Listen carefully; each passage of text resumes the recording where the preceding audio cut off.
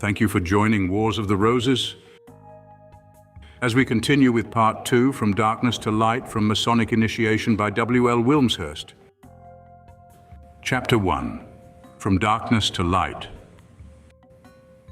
No more needed and useful work is to be done in the Masonic Order today than the education of its members in the true purpose of rites of initiation, that they may the better appreciate the reason, the importance, and the seriousness of the work the Order was designed to achieve.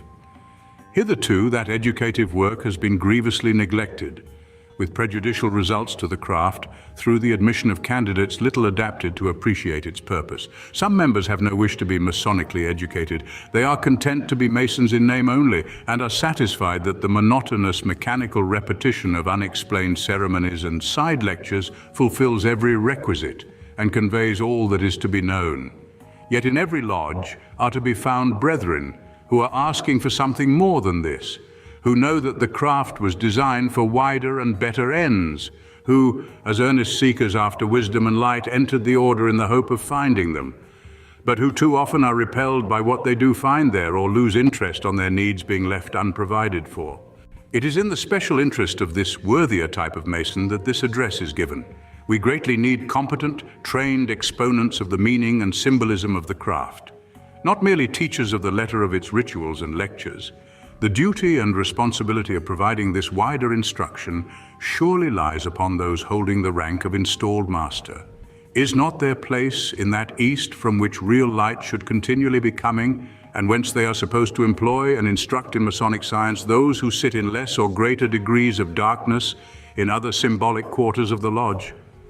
Are they not the figurative representatives of Royal Solomon and symbolic mouthpieces of a more than human wisdom?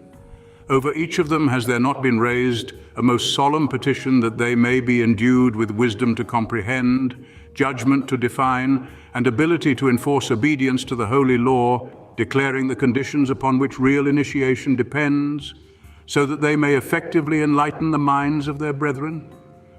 How many installed masters are conscious in their hearts of possessing, or of even striving to acquire, that wisdom, that understanding of our science, that power of raising others from darkness to light in any real and vital sense? Now you have called me to the presidency of this large association of installed masters, whose function is to further the best interests of the craft in this district. In accepting that position of honor, can I better use it than by inviting you, my worshipful colleagues, to consider with me some lines upon which true Masonic instruction should be directed, so that we may combine in raising the general level of Masonic science in our respective lodges, and at least try to justify more fully our pretension to be masters of it?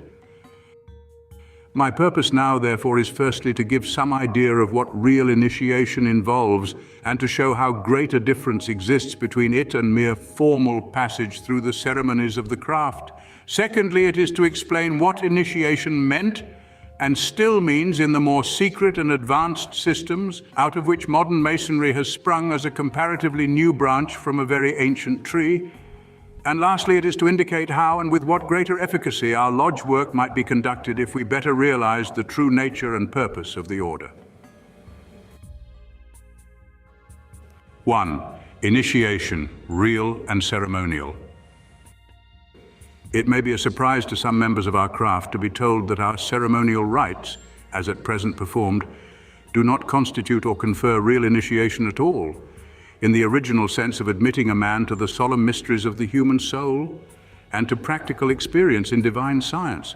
The words initiation and mysteries have become so popularized and debased that they are nowadays used in relation to familiarizing anyone with the methods of, say, the stock exchange, or any other pursuit with which he is unacquainted. We profess to confer initiation, but few Masons know what real initiation involves. Very few, one fears, would have the wish, the courage, or the willingness to make the necessary sacrifices to attain it if they did. Nevertheless, our craft degrees give us a rough outline and fragmentary sketch of what the real process entails, and they leave it with ourselves either to amplify that sketch by our own efforts and to make its implications such a reality that our whole life becomes transformed in consequence, or to treat it as so much ceremonial through which we are only to pass formally, leaving our old imperfect nature not a whit changed by the process. Now, if Masonry, with its solemn prayers, assurances, and pledges, means anything, its true purpose is to promote the spiritual life and development of its members to a degree far in advance of what it accomplishes at present. Otherwise, it remains but a social formality, while its obligations and religious references are apt to lapse into profanity or even blasphemy. To prevent this, there is needed a dear grasp of the fundamental purpose of an initiatory system and the reason for its existence, after which one can proceed more advantageously to understanding its degrees and symbols in detail. For without such knowledge and understanding, there can be no real power, no spiritual driving force behind our rites. And without that power, ceremonies are but perfunctory, inefficacious formalities. Ceremonies were instituted originally to give an external form to an internal act. But where the internal power to perform such acts does not exist, a ceremony will avail nothing and achieve nothing. You can go on making nominal Masons by the thousand, but you will only be creating a large organization of men who remain as unenlightened in the mysteries as they always were. You cannot make a single real initiate save, as our teaching indicates, by the help of God and the earnest, intelligent cooperation of those qualified to assist to the light, a fellow being who from his heart and not merely from his lips desires that light, humbly confessing himself spiritually poor, worthless, immersed in darkness, and unable to find that light elsewhere or by his own efforts. For real initiation means an expansion of consciousness from the human to the divine level. Every system of real initiation, whether of the past or present, is divided into three clear-cut stages. Since before anyone can pass from his natural darkness to the light supernal and discover the blazing star or glory at his own center, there are three distinct tasks to be achieved. They are as follows. First, the turning away from the attractions of the outer world, involving detachment from the allurements of all that is meant by money and metals, and the purification and subdual of the bodily and sensual tendencies. Not everyone is able or ripe for doing this. The natural life maintains a powerful hold over us, and our ingrained habits are not readily changed. Yet as long as any of these sensible attractions magnetize and chain us to physical enjoyment, so long are we in worldly possessions and precluded from attaining real initiation into what is superphysical. This work of detachment and self-purification is our entered apprentice work, and to it, as you know, is theoretically allotted the long period of 7 years. The reason for the 7 years apprenticeship is based on the septenary principle operating in nature. In the course of each 7 years, the material particles of the human body become entirely changed and reconstituted. By a course of pure living, diet, and thought for that period, therefore, the physical organism is clarified, sublimated, and made a more efficient vehicle for the transmission of the central inner light. This is the true reason for asceticism, the gradual substitution of refined physical tissues for grosser, impure ones. Second, the analysis, discipline, and obtaining control of one's inner world, of the mind, of one's thoughts, one's intellectual and psychic faculties. This extremely difficult task is that of the fellowcraft stage, to which is allotted a further 5 years, which with the previous 7 make 12. Because of this, the candidate who had duly completed this period was said, in the ancient systems, to be mystically 12 years old, a point to which we will refer again presently. Third, the last and greatest trial lay in the breaking and surrender of the personal will, the dying down of all sense of personality and selfhood, so that the petty personal will may become merged in the divine universal will, and the illusion of separate independent existence give way to conscious realization of unity with the one life that permeates the universe. For so only can one be raised from conditions of unreality, strife, and figurative death to a knowledge of ultimate reality, peace and life immortal.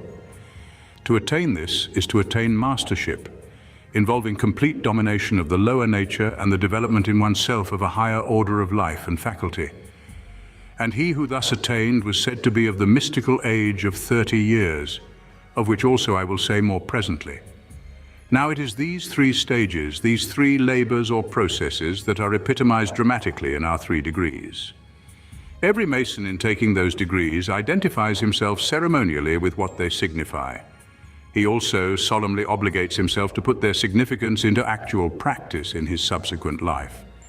But it is obvious that those labors are highly arduous tasks demanding the whole time, the persistent thought and the concentrated energies of anyone who submits himself to them.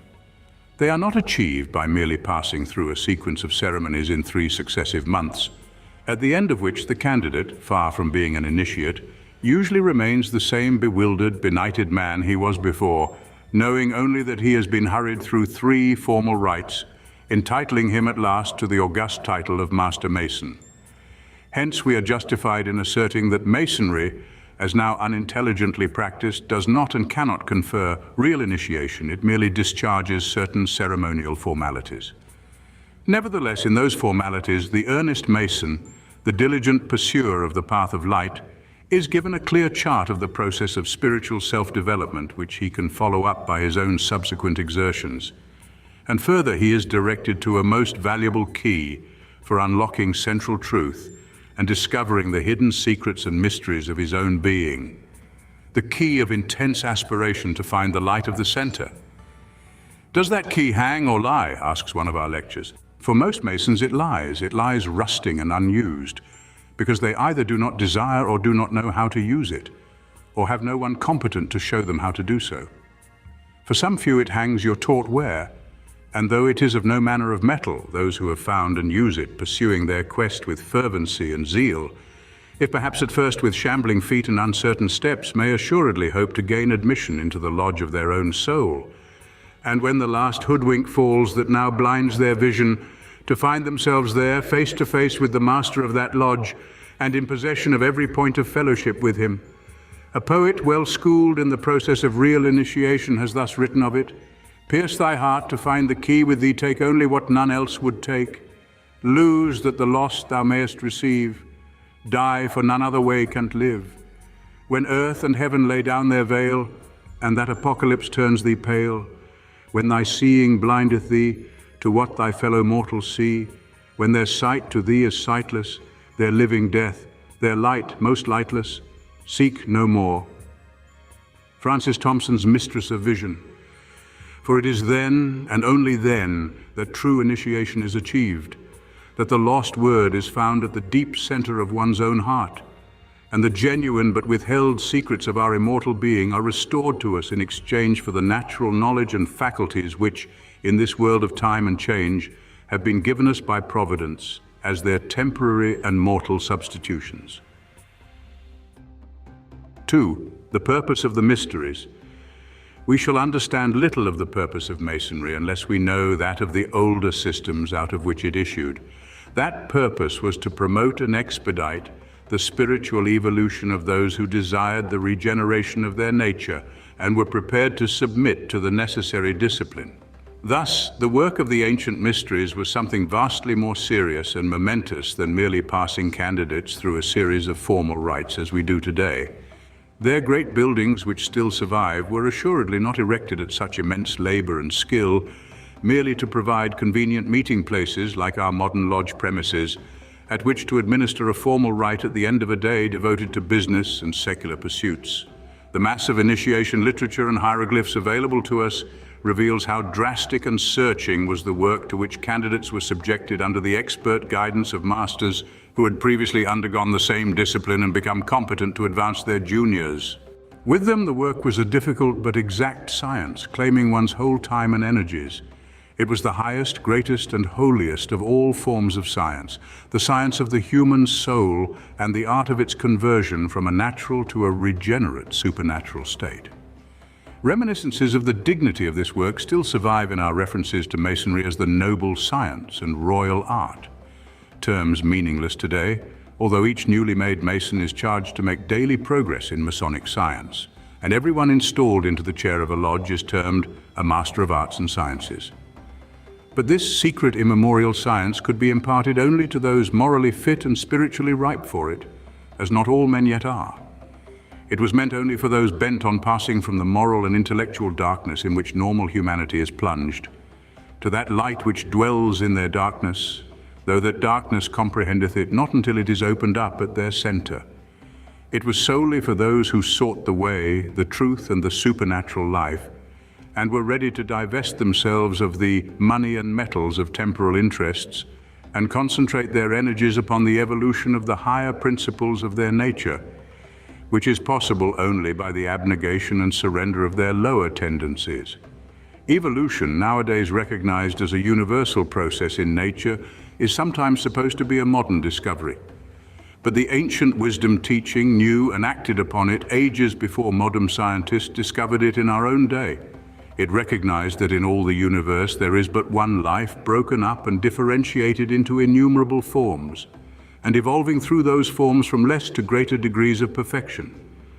In Masonic metaphor, it saw nature to be the vast general quarry and forest, out of which individual lives have been hewn like so much stones and timber, which when duly perfected are destined to be fitted together and built into a new and higher synthesis, a majestic temple worthy of the divine indwelling, and of which Solomon's temple was a type.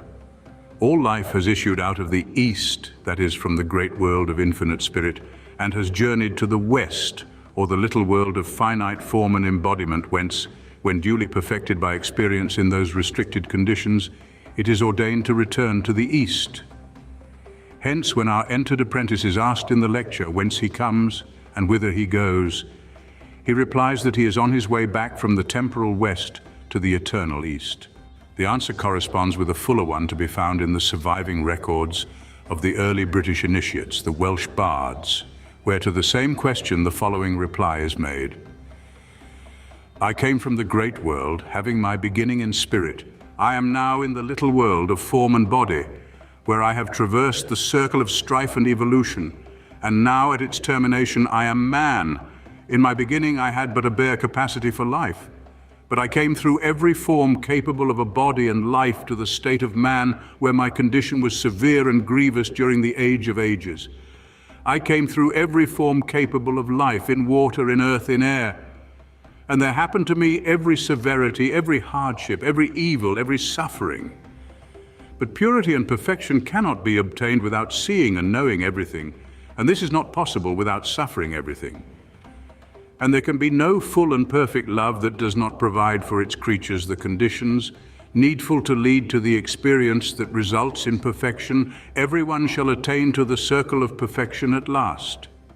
From Bardus, life then was seen as broken up and distributed into innumerable individualized lives or souls, and as passing from one bodily form to another in a perpetual progression.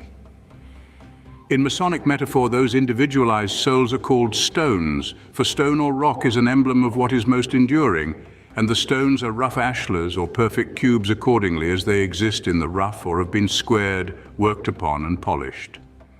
The bodily form with which the soul becomes invested upon entering this world, symbolized by the mason being invested with the apron, was seen to be transient, variable, perishable, of small moment compared with the life or soul animating it. Yet it was of the greatest importance in another way, since it provided a fulcrum point or point of resistance for the soul's education and development. It was, as we still term it, the tomb of transformation, the grave into which the soul descended for the purpose of working out its own salvation, for transforming and improving itself and ascending out of it the stronger and wiser for the experience. Thus, life was seen as one continuous stream, temporarily checked by the particular form that clothed it, but flowing on from form to ever new and higher conditions, slumbering in the mineral, dreaming in the plant, waking in the animal, and reaching moral self-consciousness in man. But does the ascending process end there? Is man as he is now the goal and the last word of evolution? Surely no. As a Persian initiate once wrote, I died as a mineral and became a plant. I died as a plant and rose to animal. I died as an animal and became man. Why should I fear? When did I ever grow less by dying? Yet once more I shall die as man to soar with angels blessed. But even from angelhood I must pass on. I shall become what no mind e'er conceived.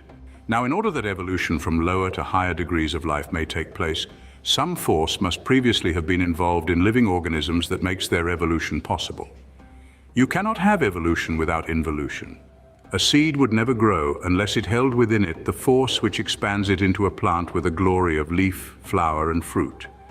An acorn contains in itself the possibility of the oak. A bird's egg conceals within its fluids the miracle of the feathered bird and the skylark's song. Place any of these in appropriate conditions and the latent life force will evolve naturally to its preordained limit. The growth may even be artificially accelerated by methods of intensive culture. What now of man? Man also contains within him a life force, a vital and immortal principle, as Masonry calls it, which has not yet expanded to full development in him, and indeed in many men is scarcely active at all. Man too has that in him, enabling him to evolve from the stage of the mortal animal to a being immortal, superhuman, godlike. Man is evolving towards a far-off divine event in common with all nature. But how slowly and how greatly he thwarts and retards his own development by indulging his gross mortal body and its sensual tendencies instead of repressing them and cultivating his latent higher principles. Human nature, it is commonly said, continues always the same. Its weaknesses and vices are those of thousands of years ago, and looking back over the centuries, there is little perceptible improvement in the mass despite our boasted progress and civilization. Can this long, slow process of human evolution be expedited? Is there a method of intensive culture that can be applied to man? One that will more quickly lift him clean above his present level and transform the sensual, benighted human animal into an illuminated, godlike being? To this, the answer of the ancient mysteries was, yes, there is. Human evolution can be accelerated, if not at present in the mass of humanity, yet in suitable individuals. Human nature is perfectible by an intensive process of purification and initiation. There is a royal science of spiritual advancement and an art of living by which the latent, undeveloped divine life principle in man can be liberated from the veils of darkness in him, now obscuring it, and brought forward into full play. If suitable candidates will but make the requisite sacrifices and submit to the necessary discipline, they can be brought in their present lifetime from darkness to light. They can be raised to a higher degree of humanity than is otherwise possible to them. And from that position, they in turn will be able to raise others to the same degree, and so gradually increase the spiritual stature and powers of the whole race. The work of the ancient mysteries was therefore a perfecting work, or a work of initiation introducing men to a new order of life, since it was designed to make imperfect beings whole and perfect by completing their evolutionary possibilities. The Greek word for this, teleos, has the twofold meaning to make perfect and to initiate. It occurs constantly in the scriptures, the greatest textbook of initiation science that exists. They speak of the just made perfect. Be ye perfect as your Father in heaven is perfect. We speak wisdom, initiation science, to such as are perfect or initiated. And this perfecting work was for all men alike, of whatever race, language, or religion, as Masonry is today. For all are brethren, and upon an equal footing in respect of this work, though not all men are necessarily ready to undertake it at the same moment. All their religions are but so many radii of one circle, designed to lead them from the circumference and surface of life to the one light at its center. The qualifications of a candidate for the mysteries were precisely those provided for Masonic candidates today. The one dominant wish of his heart in asking for admission had to be a yearning desire to pass from his natural blindness to the innermost light, and to have his old imperfect nature revolutionized and transformed. Let me quote one of the oldest prayers in the world, still used in the East by those seeking real initiation. In its original Sanskrit, it consists of but 6 words, which may be Englished thus: from the unreal, lead me to the real. From darkness, lead me to light. From the mortal, bring me to immortality. It expresses the desire that should be not only upon the lips, but burning in the heart of every candidate the world over, under whatever system of initiation he may come. Without that desire as the deepest urge of his heart, no real initiation is possible, nor is any candidate properly prepared to ask for it.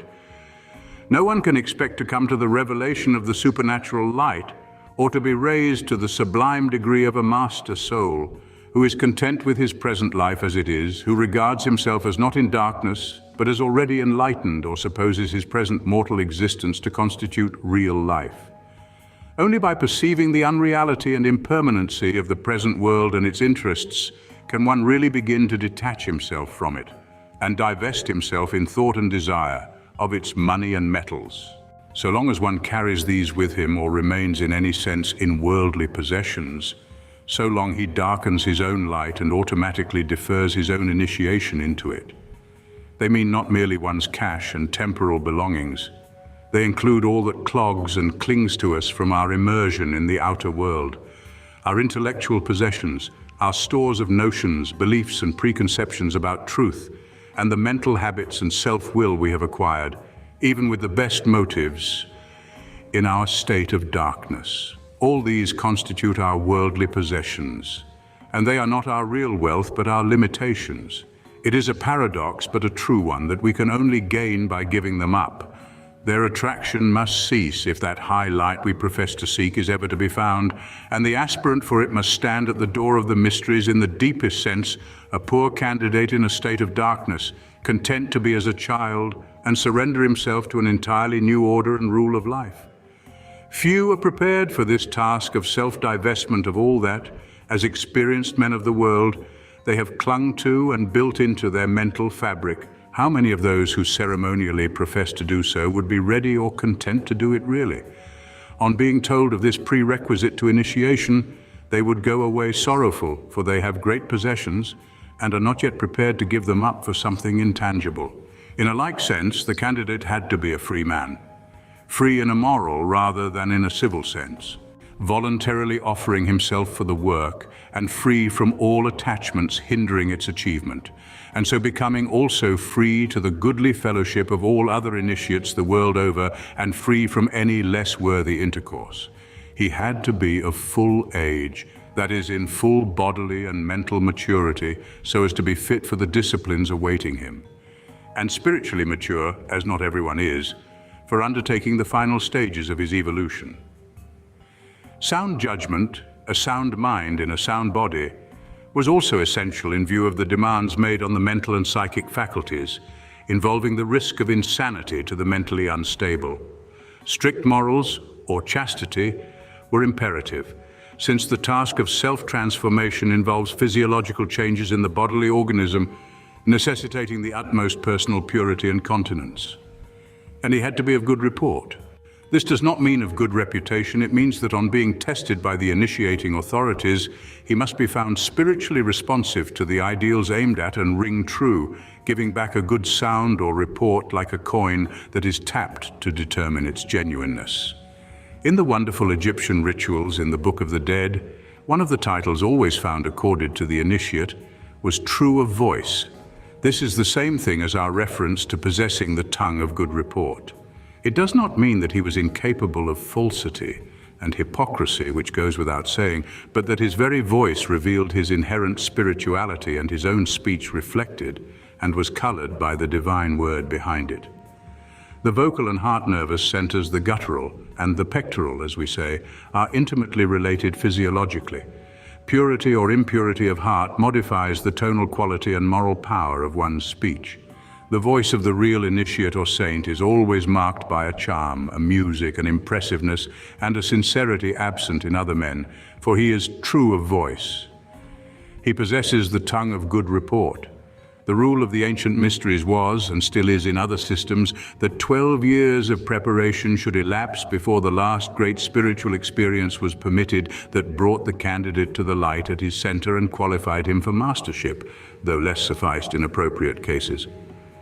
As the result of his purification and labors, he had become an illuminate, and he was mystically said to be 12 years old. From a rough ashlar, he had become a polished, perfect cube, a stone meet for building into the holy city, which we are told lieth foursquare and has 12 gates that are always open. For all the parts of his organism were now equalized and balanced, and all his gates, or channels of intercourse with the divine world, no longer shut and clogged by the darkness of his former impurities, lay open for the passage through them of the true light. In Masonry, this condition is called the hour of high 12, and he who has attained it will be like Hiram Abiff, in constant communion with and adoration of the Most High.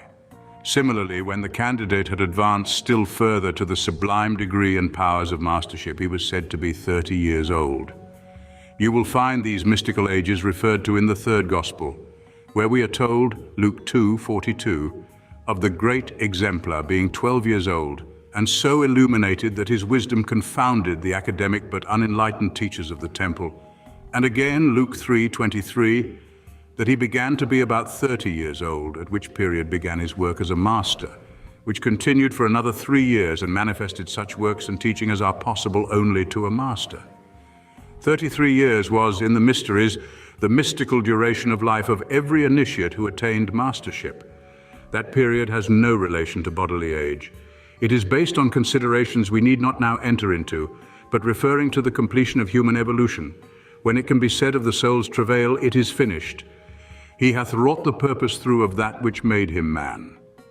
It is for this reason that the ancient and accepted Scottish rite of Masonry extends to 33 degrees, in perpetuation of the original secret tradition. Of the detailed methods employed in assisting properly qualified candidates to the light of the center, whether in the ancient systems or at the present day, and of the wonderful change wrought by them in the candidate himself, nothing can be said publicly. These are matters belonging to silence. The secrets and mysteries of real initiation can never be fully communicated except in the course of the process itself. They are not disclosed in Masonry at all. Our teaching refers to them as being serious, solemn, and awful, but leaves them at that and provides various substituted ones which have no value save for ceremonial use. And as indications that more genuine ones exist, which qualified brethren will come to know when time and circumstances warrant, to all others they will remain sealed. That time and those circumstances depend upon our own desire and efforts. It is an ancient maxim of the science that when the disciple is ready, the master will be found waiting to help on his advancement. And in accordance with this, our teaching expressly declares that the purpose of the Mason is to seek a master, and from him to gain instruction. The earnest Masonic disciple whose heart and thought are steadfastly set towards the light may assuredly count upon finding himself led sooner or later to a real initiate, capable of helping him to it, and of revealing so much of the real secrets as he is qualified to know. Real initiates exist at all times in this country and elsewhere, for the science is not restricted to any nation or creed, but is universally diffused over the earth's surface. They are, of course, not numerous, and they are to be met with only by those competent to recognize them. They live a hidden life, in the world but not of it. They never seek publicity or honors. They never even disclose the fact that they are initiates. This is the true Masonic secrecy and humility. The greatest among men are content to be as those that are least. The world little suspects what it owes to its hidden initiates. It would be speaking only of a single case, and I will illustrate the universality of the science by referring, though reticently, to one who is not of our country, color, or creed. There lives in a distant part of our empire a man who is in the fullest sense a master Mason. Years ago, he embarked upon the great quest of light, and after the necessary self-preparation under another master, he attained that great spiritual experience which changed his whole nature and raised him finally and permanently from darkness to light. You may like to know how the daily life of such a man is spent, for it conforms literally with the rule of our symbolic working tool, the 24-inch gauge, in its application to the 24 hours of the day. For at least 2 hours each day, he withdraws entirely from all external affairs, tiling his door, as it were, against their intrusion, and opens the lodge of his soul to its central depths, passing into blissful, ecstatic communion with the Most High. It is his hour of high 12. For another 2 hours a day, he sleeps, that brief period with a minimum of simple food, sufficing to rest and recuperate his bodily energies, since his real rest and sustenance are drawn from the supernatural peace and bread of life that come to him from his center. The remaining 20 hours of the day are devoted to unflagging labor in the interests of his countrymen and in the spiritual advancement of those brought under his guidance. You may suppose that he is recluse, living an unpractical life in a cell or a forest. On the contrary, he is a prominent man who has been knighted for his public service, a king's counsel, attorney general for a large province, a cultured scholar in English and other languages, and the writer of some important books. I have asked British government officials who have worked with him for years whether they have found anything distinctive in him, but they had detected nothing and were utterly blind to the extraordinary spiritual power and saintliness behind his formal exterior. He is one of those who has found and lives from the divine center of his being, that point from darkness which a master Mason cannot err, and accordingly to possess his wisdom and powers beyond the imagination of the uninitiated world. 3. The ideal lodge. And now, brethren, from what has been said of the ancient and royal science, you may see how faithfully our craft perpetuates the world-old system of elevating men to a higher order of life than they normally experience. And at the same time, you may judge how far it falls short in understanding that science and carrying its intentions into practice. Are we always going to be content with making merely formal Masons and maintaining a merely social and philanthropic society? If so, we shall remain no different men from the popular world who are not Masons. Or are we wishful that the craft should fulfill its purpose of being a system of real initiating efficiency by awaking the undeveloped spiritual potentialities of its members and raising them to a sublimer level of life? If so, we must educate ourselves more deeply in its meaning. Let me indicate how things would go if our work were conducted upon more intelligent lines. It is too much to expect any marked or sudden change to take place in old methods or habits, and resistance to any improvement may always be expected from some who are satisfied with things as they are. Nor can improvement be forced upon anyone. To be advantageous, it must come spontaneously. But many brethren and many lodges sincerely desire it. And so let me offer you a picture of what an ideal lodge would be. You may then consider how far it may be practicable to attempt to conform to that ideal. In the first place, lodge meetings would be primarily devoted to what we are taught is their chief purpose, namely to expatiating on the mysteries of the craft and educating brethren in the understanding of them. This is now never done, largely because we are without competent instructors. We suppose that our side lectures are sufficient instruction. This is not the case. There are additional large fields of knowledge that Masons must explore if they wish to learn this science, while our official lectures are themselves packed with purposely obscured truths that are left to our own efforts and perspicuity to discover, but the purport of which at present remains entirely concealed. The duly opened lodge would be a sanctuary of silence and contemplation, broken only by ceremonial utterances or such words of competent and luminous instruction as the master or past masters are moved to extend. And the higher the degree in which it is opened, the deeper and more solemn would be the sense of excluding all temporal thoughts and interests and of approaching more nearly that veiled central light whose opening into activity in our hearts we profess to be our predominant wish. In such circumstances, each lodge meeting would become an occasion of profound spiritual experience. No member would wish to disturb the harmony of such a lodge by talk or alien thought. No member would willingly be absent. If he were, save from necessity, it would indicate that though entitled to wear the apron in a literal sense, he was temporarily not properly clothed in his mind and intention to be qualified to enter the lodge.